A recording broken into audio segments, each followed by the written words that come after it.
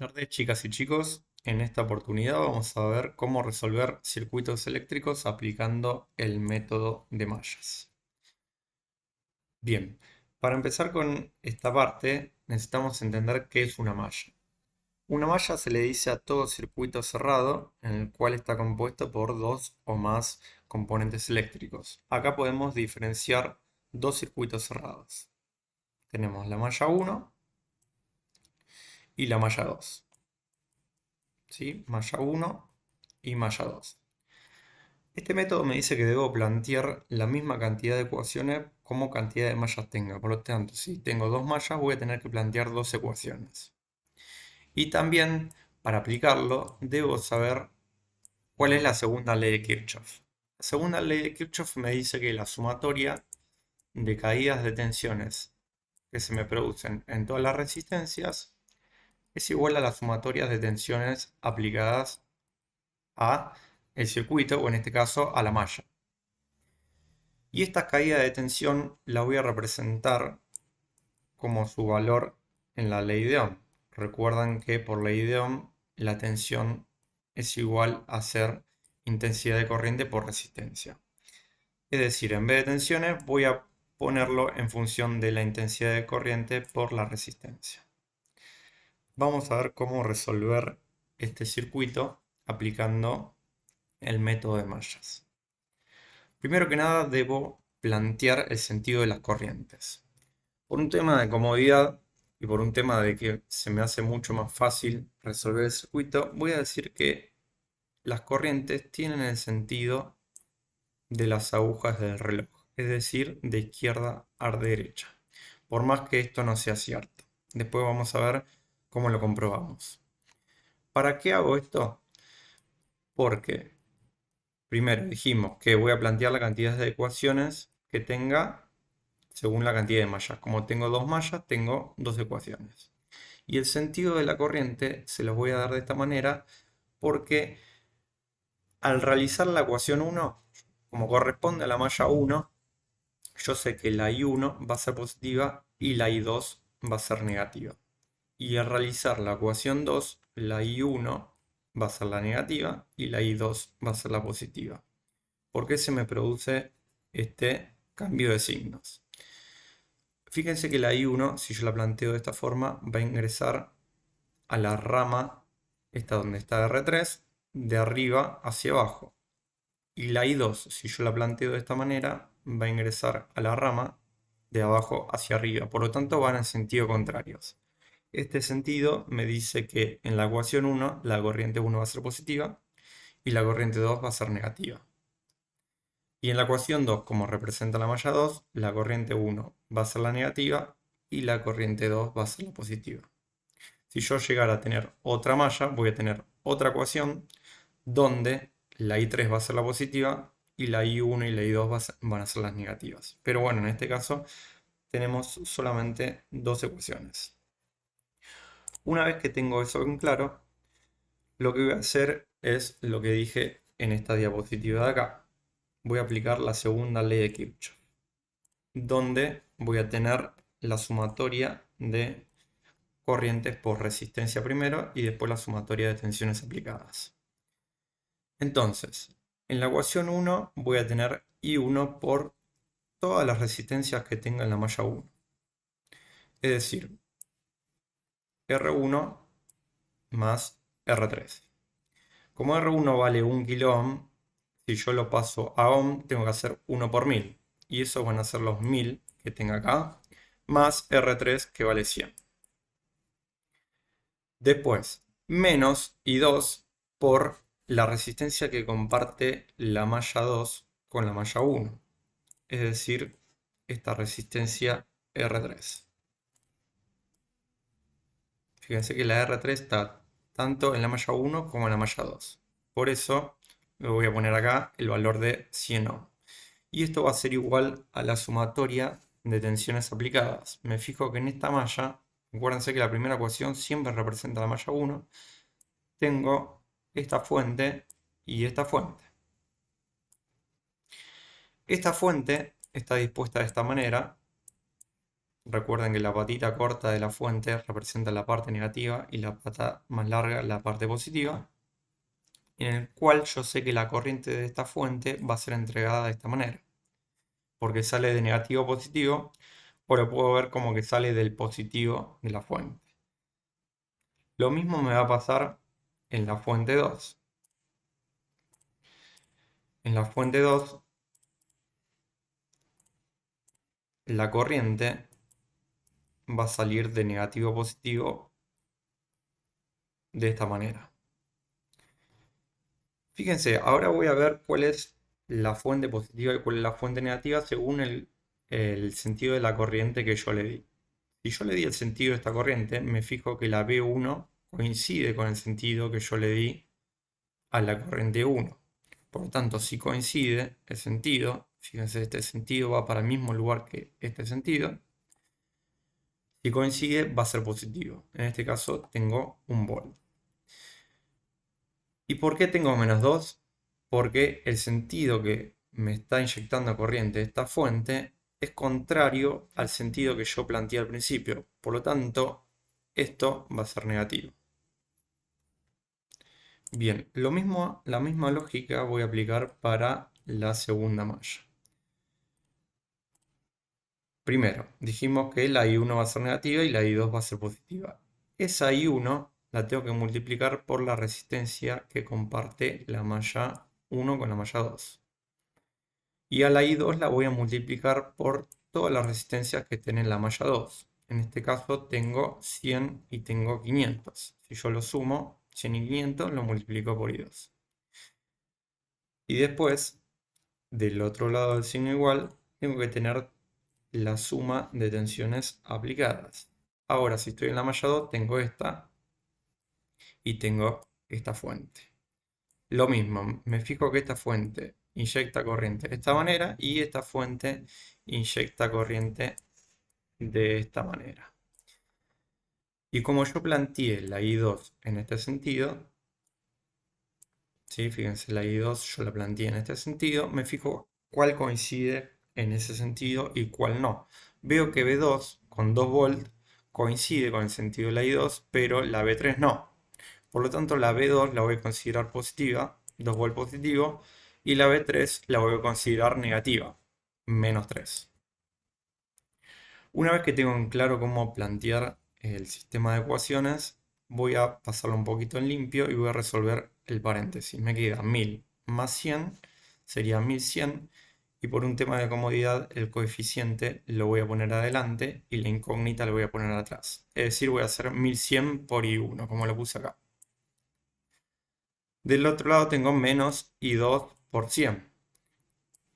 Vamos a pasar el 100 para el otro lado y me queda menos 100 por I2. Y voy a resolver esta cuenta que 1 menos 2 es igual a -1. Lo mismo hago con la segunda ecuación. El 100 lo pongo de este lado, me va a quedar menos 100 por I1. Y hago la cuenta de este paréntesis, me queda 100 más 500, 600. Y lo multiplico por I2, me queda más 600 I2.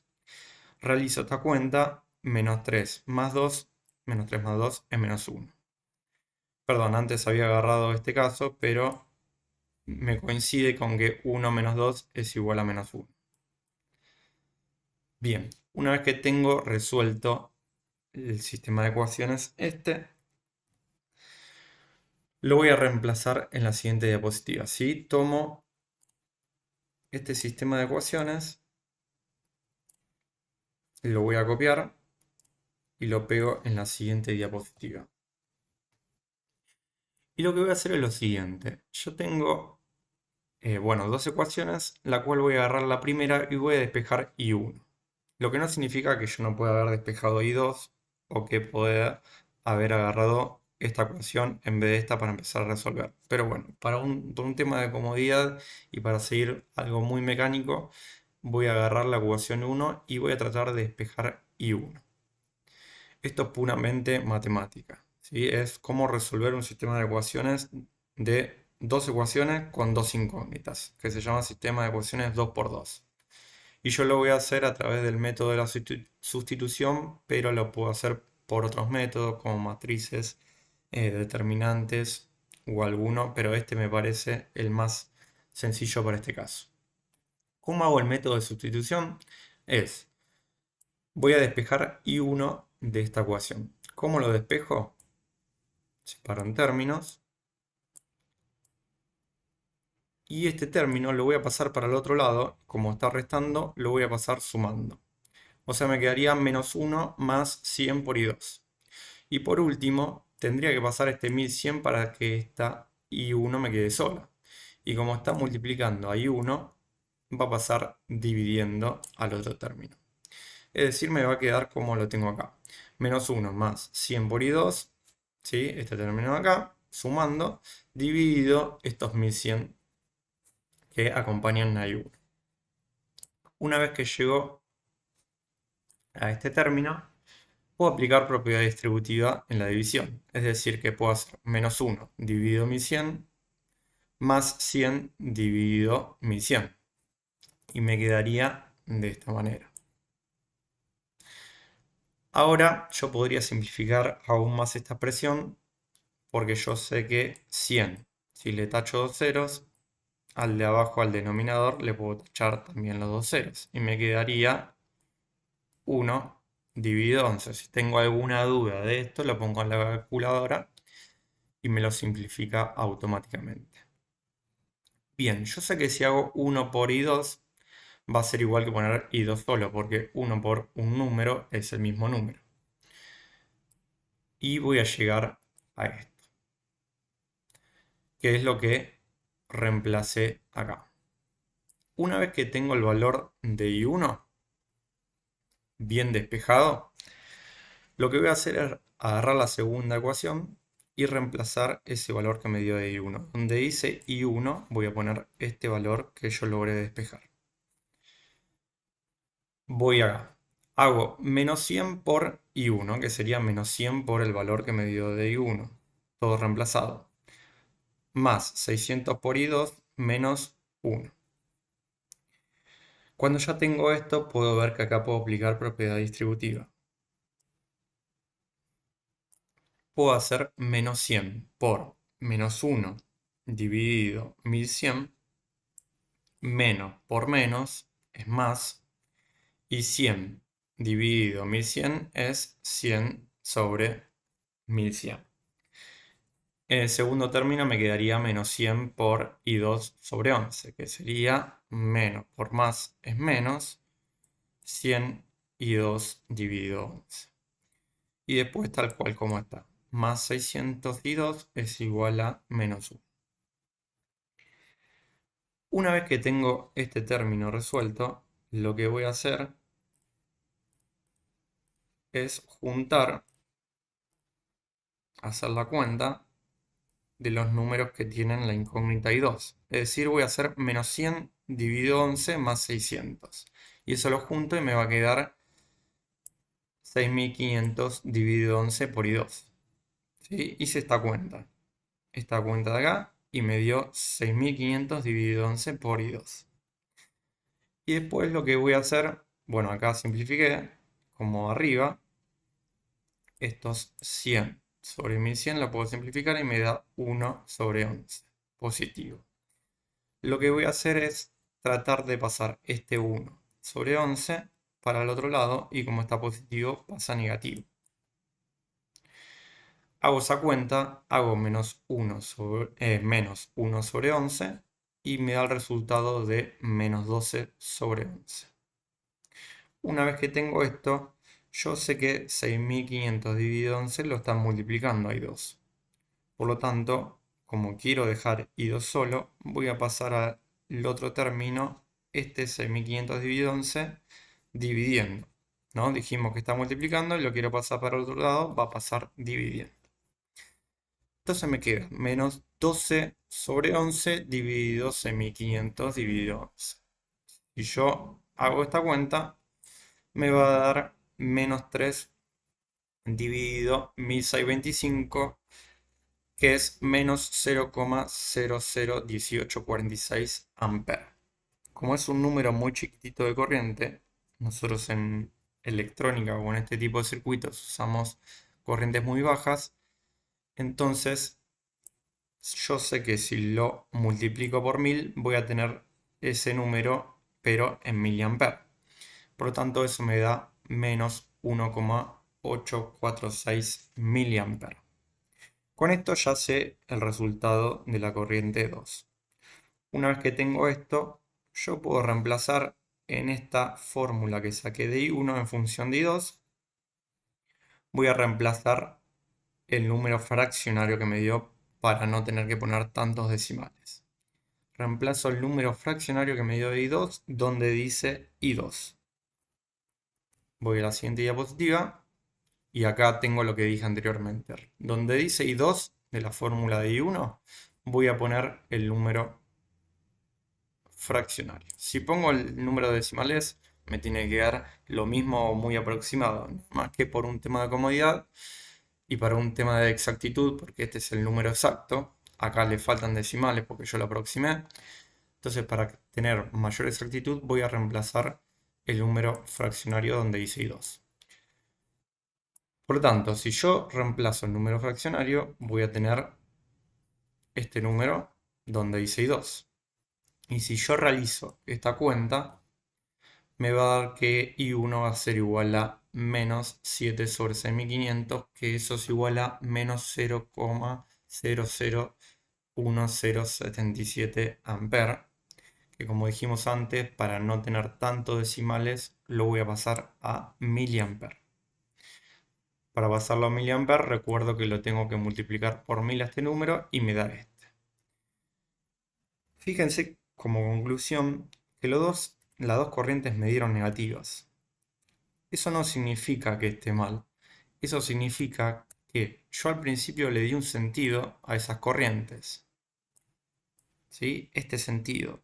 Si alguna de las dos corrientes o las dos corrientes me dan negativas, significa que yo el sentido que le di a esas corrientes no es el correcto, sino que va a ir hacia el otro lado, con el mismo valor que yo pude averiguar, pero hacia el otro lado, en otro sentido. Acá lo reemplacé, fíjense que las flechitas iban como aguja del reloj y yo acá lo corregí y digo que va a tener el mismo valor que yo averigüé, la I1 vale esto, la I2 vale esto, pero en sentido contrario a las agujas del reloj. Y acá terminaría lo que me pide el ejercicio, que es averiguar I1 e I2. ¿Qué pasaría si a mí me pide calcular la corriente que circula por esta rama? Si yo recuerdo la primera ley de Kirchhoff, la primera ley de Kirchhoff me dice que la sumatoria de corrientes entrantes a un nodo, voy a considerar este nodo, que lo llamo nodo 1, va a ser igual a la sumatoria de corrientes salientes. Yo lo que tengo en claro es que voy a tener una I2 que ingresa al nodo y una I1 que sale de ese nodo. Como la I2 es más grande que I1, yo sé que la I3 va a tener que salir del nodo. ¿Por qué? Porque si una I3 ingresa a este nodo, no se estaría cumpliendo la primera ley de Kirchhoff. ¿Sí? Porque no puede ser que si yo sumo una corriente de 1,53, le sumo otra corriente I3 de un cierto valor, salga una corriente de menor valor.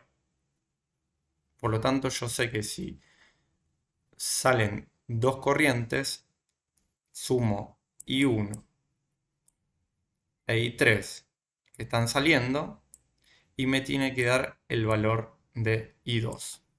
Viéndolo en la primera ley de Kirchhoff, la sumatoria de corrientes entrantes sería solo la I2. La I2 está entrando al nodo y la I1 y la I3 están saliendo. Por lo tanto, la I2 es igual a la suma de corrientes salientes, que como dijimos antes es I1 e I3. Pero yo en este caso lo que quiero despejar es I3. Por lo tanto, I3, si yo paso el I1 restando hacia el otro término, me quedaría I2 menos I1. Si yo hago I2, que conozco el valor, que es este, 1,53, menos I1, que es este valor, que vale 1,048, me tiene que dar el valor de I3, que es 0,482. Si en el caso de que ustedes no se hayan dado cuenta del sentido de la I3, no les va a dar mal el resultado, pero le va a dar negativo. Que le dé negativo la I3 significa lo mismo que si me daba negativo I1 I3, que el sentido que yo planteé de la corriente es el sentido contrario. Eso quiere decir el signo negativo en el resultado de una corriente. Bien, y en como todos los casos, todos los ejercicios, o la gran mayoría, vamos a verificar esto que hicimos con el software Multisim. La I1 me dio el valor de, acá lo tengo, de 1,077. Por lo tanto, vamos a poner play, yo armé el circuito acá y le puse 2 amperímetros conectados en serie. Recuerden que la corriente se mide en el circuito conectado en serie el amperímetro. Bien, si yo le doy play al circuito, fíjense que la corriente 1 me da menos 1,077, que es lo que nos dio acá. Nos dio justo, nos puede dar aproximado por un tema de decimales, en este caso nos dio justo. Y la I2 la habíamos calculado, nos tiene que dar menos 1,846, que es lo que nos dio en este amperímetro. Por lo tanto, lo comprobamos al circuito tanto de manera teórica como de manera práctica. Y bueno, con eso concluimos eh, el método de mallas aplicado a un circuito de dos mallas, y más adelante lo iremos complejizando un poquito más. Espero que se haya entendido todo. Muchas gracias por su atención y nos vemos en los próximos videos.